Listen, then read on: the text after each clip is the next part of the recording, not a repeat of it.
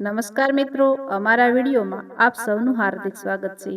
મિત્રો, આજે આપણે વાત કરવાના છીએ આ એક અત્યંત મધ્યમ વર્ગના શિક્ષકની દીકરી અંજલિની વાત છે, જે લગ્ન પછી દહેજમાં બહુ કંઈ લાવી નહોતી.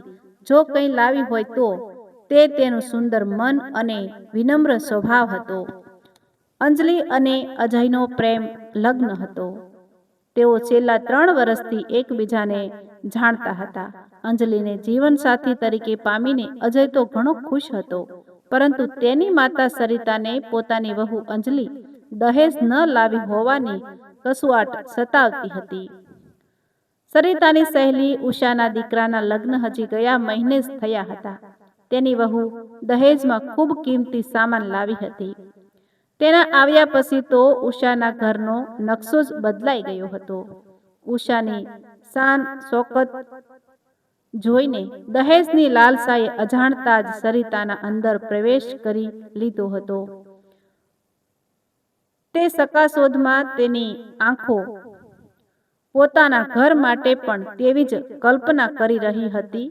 ઘરની સામે મોટી ગાડી, અત્યંત કિંમતી વસ્તુઓ અને ખૂબ પૈસા, પરંતુ થયું સરિતાની ઈચ્છાથી એકદમ વિપરીત. અજય અને સંજય બંને જોડિયા ભાઈઓ હતા. સરિતા હવે એવું વિચારી રહી હતી કે અજયે તો પ્રેમ લગ્ન કર્યા છે, પણ સંજયના લગ્ન કોઈ સંપન્ન પરિવારમાં કરીશ. જે મનની મુરાદ હજી પૂરી ન થઈ તે બીજા દીકરાના લગ્નમાં તો પૂરી થઈ જ જશે. આ વખતે નસીબે પણ સરિતાનો સાથ આપ્યો. સંજય માટે તેવા જ સંપન્ન પરિવાર તરફથી સંબંધ આવ્યો. એટલો સારો દીકરો અને સારો પરિવાર જોઈને છોકરીવાળા પણ તૈયાર થઈ ગયા. સંજય સાથે સુજાતાના લગ્ન પણ સંપન્ન થઈ ગયા. સુજાતા પોતાના સાથે દહેજમાં ઘણી કિંમતી વસ્તુઓ, આભૂષણ, મોંઘી કાર અને સરિતા માટે પણ સોનાનો હાર અને કિંમતી સાડીઓ બધું જ લઈને આવી. એટલું બધું પામીને સરિતાની ખુશીનો પાર ન રહ્યો. છેલ્લા 7-8 મહિનાઓની દહેજ માટે સાસુમાના મહેણા સાંભળનારી અંજલિ વિચારી રહી હતી, બાપ રે, આટલો કિંમતી સામાન! હવે તો માં વધારે બદલાઈ જશે. પછી પોતે જ પોતાને સમજાવતી કે તે પણ તો દહેજમાં ઘણો પ્રેમ લઈને આવી છે. બસ તે જ પ્રેમથી મોને પોતાના બનાવીને રાખશે. સરિતાનો વ્યવહાર ભેદભાવપૂર્ણ હતો. તે હંમેશા સુજાતાને વધારે માન સન્માન આપતી હતી. આ ભેદભાવ અંજલિ તો અનુભવી જ રહી હતી. તેની સાથે સુજાતા પણ અનુભવી રહી હતી. અંજલિના એટલા પ્યારા સ્વભાવને કારણે તે અંજલિને ખૂબ જ વધારે પસંદ કરતી હતી. બંને એક જ ઉંમરની હતી, ભણેલી ગણેલી હતી. બંને વચ્ચે સારો તાલમેલ હતો, સારી બનતી હતી.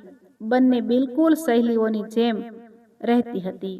એક દિવસ સુજાતાએ સંજયને કહ્યું, સંજય, અંજલિ દીદી કેટલા સારા છે ને, પણ ખબર નહીં કેમ માનો વ્યવહાર તેમની સાથે ઠીક રહેતો નથી.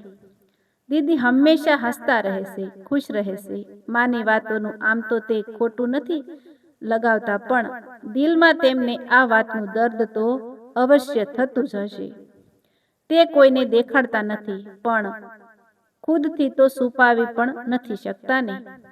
કોઈ બીજું હોય ને સંજય, તો માને જવાબ આપીને ઝઘડો પણ કરી લેત. માએ આવું ન કરવું જોઈએ.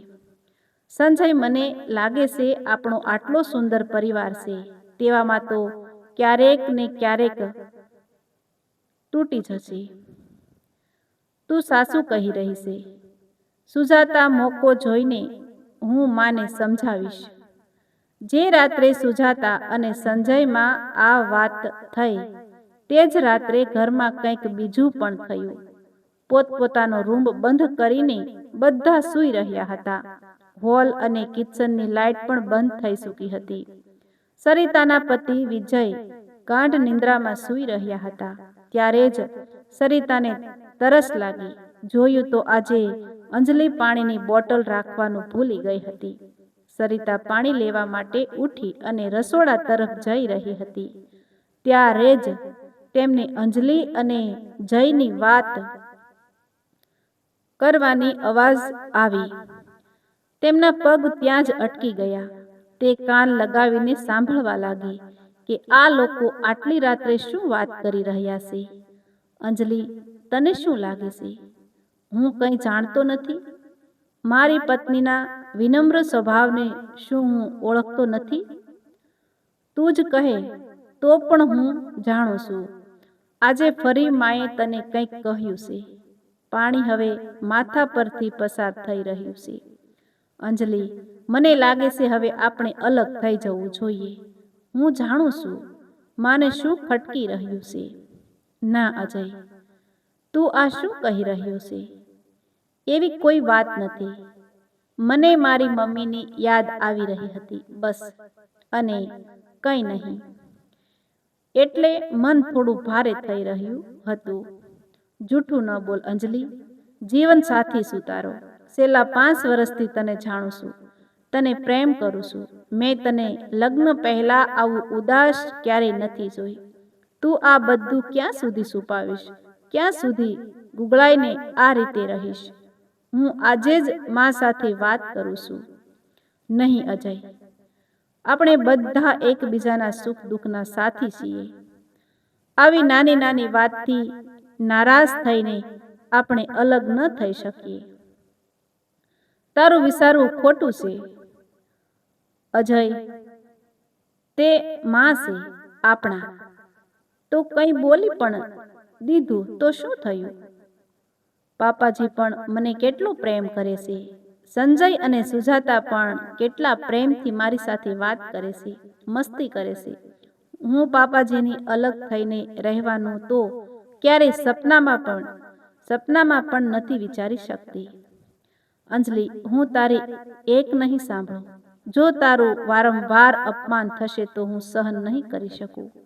મા સાથે નહીં, હું કાલે જ પપ્પાજી સાથે વાત કરીશ. તેમને કહીશ કે તે માને સમજાવે. અજય, તારા દિમાગમાંથી આ ગેરસમજ દૂર કરી દે. હું સાસેમાં ખૂબ ખુશ છું. મા પણ મને ખૂબ પ્રેમ કરે છે. અજય, તને તો ખબર છે ને, સુજાતા પ્રેગ્નન્ટ છે. આ સમયે અત્યારે તો ઘરનું વાતાવરણ ખુશીઓથી ભરેલું હોવું જોઈએ. અને તારું મન અંજલિ, હું જાણું છું. પોતાના રૂમમાંથી બહાર તું કેટલો હસતો ચહેરો લઈને જાય છે. તારા મનની ગહેરાઈને હું વાંચી શકું છું. અંજલિ, હવે હું તારી એક નહીં સાંભળું. કાલે સવારે હું પપ્પાજી સાથે વાત કરીશ. ઠીક છે અજય, તને જે વાત કરવી હોય કરી લે, પરંતુ આ ઘરથી અલગ તું એકલો જ જતો રહેજે. હું તારી સાથે બિલકુલ નહીં આવું. એટલું સાંભળતા જ સરિતા ત્યાંથી ચાલી ગઈ. આજે તેને એવું મહેસૂસ થઈ રહ્યું હતું કે કેટલો ફરક છે તેની અને અંજલિની વિચાર શ્રેણીમાં. સરિતા પોતાને કોસી રહી હતી. આજે તેને તેના પતિ વિજયની સમજાવેલી વાતો યાદ આવી રહી હતી કે સરિતા, જો તારે પોતાના દીકરાને હંમેશા પોતાનો બનાવીને રાખવો હોય તો પહેલા વહુને દીકરી બનાવવી પડશે. તેને દિલથી અપનાવી પડશે. લગ્ન સંગીની છે તે અજયની. તે પણ વારંવાર તેનું અપમાન સહન નહીં કરી શકે. સરિતાના મનમાં આજે પહેલી વાર અંજલિ માટે પ્રેમના વાદળો ઉમટી ઘમટી રહ્યા હતા. એવું લાગી રહ્યું હતું જાણે અંજલિને જોતા જ આજે આ પ્રેમના વાદળો ફાટી જ પડશે. સરિતાના મને અંદરથી પોતાની ભૂલ સ્વીકારી લીધી હતી. તે વિચારી રહી હતી કે થોડા પૈસા અને અમુક વસ્તુઓ માટે તે આટલી નીચે પડી ગઈ હતી. તેમની અસલી દોલત અંજલિ અને તેનો બેશકીમતી પ્રેમ છે, જેને દુર્ભાગ્યવશ તેમણે ક્યારેય મહેસૂસ જ ન કર્યો. તે પ્રેમ લૂંટાવતી રહી અને તે તેના બદલે હંમેશા તેને નીચું દેખાડતી રહી. પોતાની પત્નીની વાતો સાંભળ્યા પછી અજયના મનમાં તેના માટે વધારે ઇજ્જત વધી ગઈ. અંજલિ અને અજય મોડી રાત સુધી વાતો કરતા રહ્યા. એટલે બીજા દિવસે સવારે અંજલિ રોજની જેમ વહેલી ઉઠી જ ન શકી. સરિતા પણ આખી રાત બેસેનીમાં પડખા બદલતી રહી. તે વિચારતી રહી હતી કે આટલા દિવસો સુધી તેને અંજલિની સારી બાબતો કેમ દેખાઈ નહીં, કેમ તેણે પોતાની આંખો પર પટ્ટી બાંધી રાખી હતી, કેમ તેના દિલ દિમાગ પર દોલત છવાયેલી હતી. આજે જો અજયની વાત માનીને અંજલિ તરત જ હા કહી દે તો અજય પોતાનો અલગ પરિવાર બનાવી લેત, તેમનાથી દૂર થઈ જાત.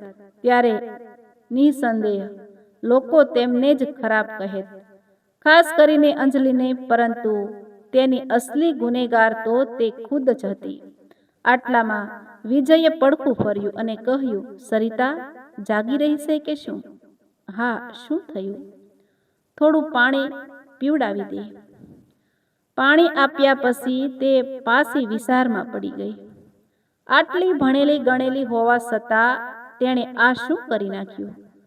તે ખુદ પણ તો એક મધ્યમ વર્ગના શિક્ષકની જ દીકરી છે. તે પણ દહેજમાં 4 જોડી કપડાં અને 2-4 વાસણ જ તો લઈને આવી હતી. છતાં સાસુમાએ ક્યારેય તેને કંઈ ન કહ્યું અને ન તો ક્યારેય મહેણું માર્યું.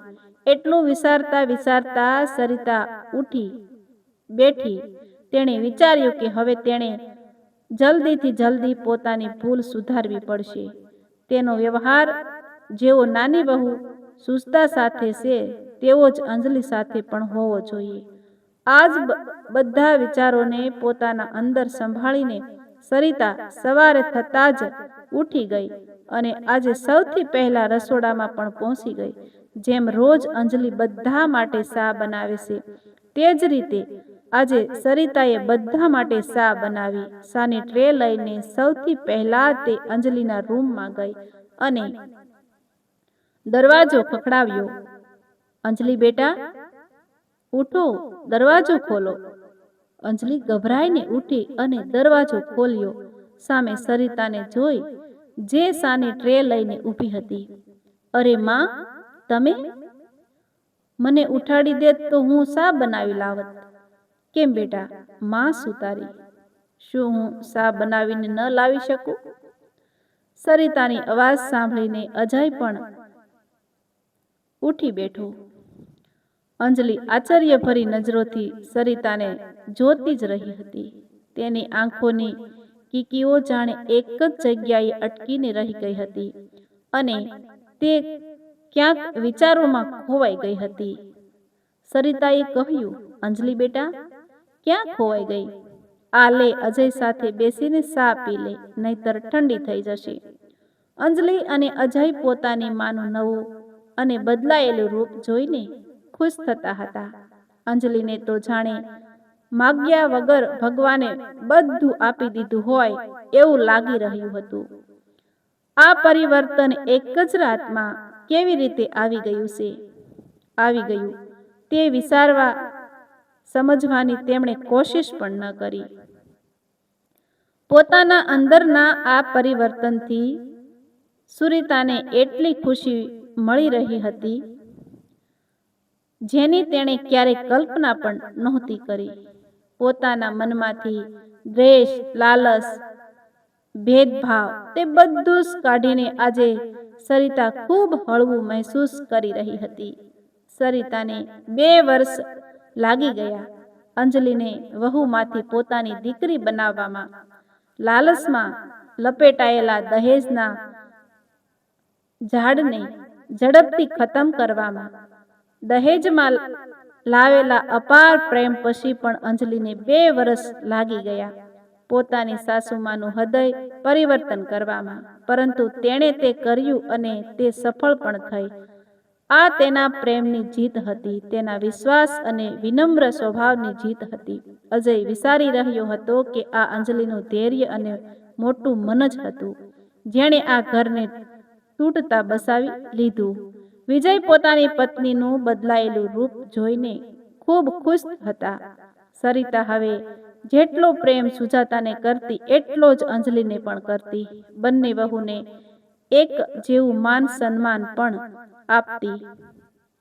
એક દિવસ સરિતાએ વિજયને કહ્યું, વિજય, જાણો છો, જે વખતે મેં અજય અને સંજયને જન્મ આપ્યો હતો, હું ત્યારે જેટલી ખુશ હતી ને એટલી જ ખુશી આજે મને અંજલિ અને સુજાતાને પામીને થાય છે. પહેલા 2 દીકરા અને હવે 2 દીકરાઓને પામવાની ખુશી. આ તો ખૂબ જ સારી વાત છે સરિતા. તે મારી વાત માની લીધી. મેં જે પણ સમજાવ્યું તું સમજી ગઈ. તો જો આજે ઘરમાં એક વધુ દીકરીનો જન્મ થયો છે અને તે છે ખુશી. આ આપણા પેદા કરવાથી આવે છે અને જો તેને સાચવીને રાખો તો તે ક્યાંય જતી નથી, હંમેશા આપણી સાથે રહે છે, જે આપણને શક્તિ પણ આપે છે.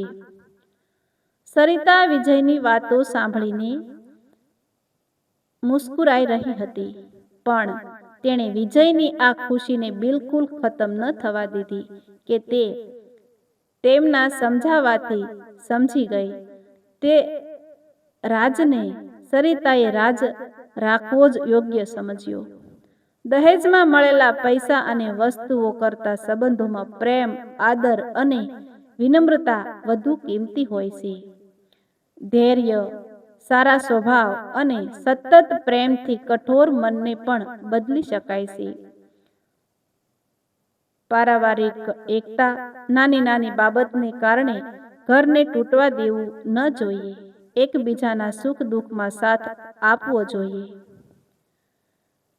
ભેદભાવ ટાળો. પરિવારના સભ્યો વચ્ચે ભેદભાવ રાખવાથી સંબંધો નબળા પડે છે. તો મિત્રો, આવા જ નવા વિડીયો જોવા માટે અમારી ચેનલ લાઈક, શેર અને સબસ્ક્રાઈબ કરી દેજો.